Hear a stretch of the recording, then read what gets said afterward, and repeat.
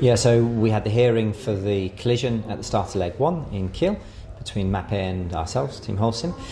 It's been weighing on us, obviously, until this moment, because a lot of uncertainty with regards to who was in the right, who was in the wrong, but also in terms of the point scoring for the race to know whether we are actually still in contention to race or not.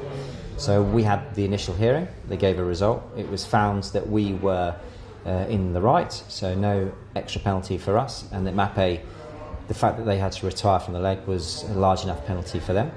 It then went on to redress, which was our request, because we were, through no fault of our own, unable to compete on leg 1. So then the redress that they've just granted us is a redress between legs 2 and legs 5, so including leg 5, so everything up until the last race, and it will be an average points that we will receive for our leg 1 result of these legs. So we will go into the last leg, the coastal race in Boca Bay, knowing what our point scores is. There's a lot of guidelines for the jury use and a lot of case studies. It's not an abnormal thing to have this kind of scenario, so they base their decision off of that, and what they believe is as fair as possible, but it's not just what they believe. The rules guide them towards their decision. So that's what's fundamentally given us this redress that we have. Yeah, absolutely. It's been a really difficult period for both the teams. You know, the IMOCA fleet and the family, we're very much a family. We're all very close, and it's not the part of sailing that we're here to do. But unfortunately, these situations happen, and now we're glad to have that behind us. The decision's made, and we can go and concentrate on the racing.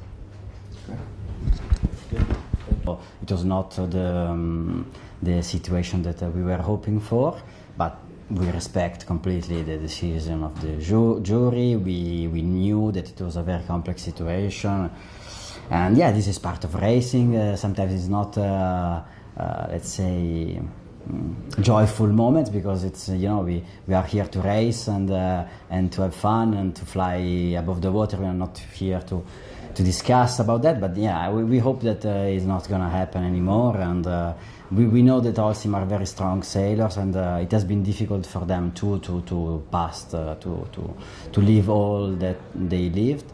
So yeah, I hope that we'll have some very good legs in the next one, and that's it.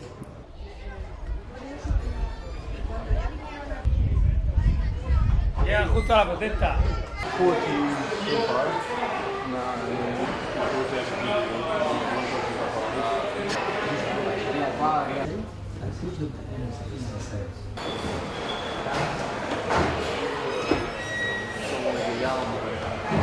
May or may not be on collision course.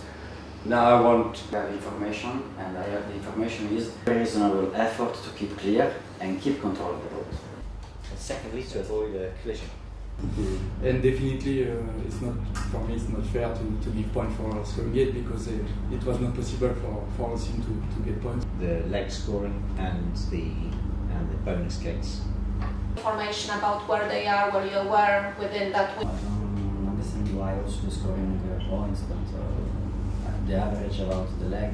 Drop to leeward for a technical issue and pushes the button to start canting the keel from to leeward. The four conclusions are that MAPE as windward boat failed to keep clear of Holcim and broke rules 11 and 14A.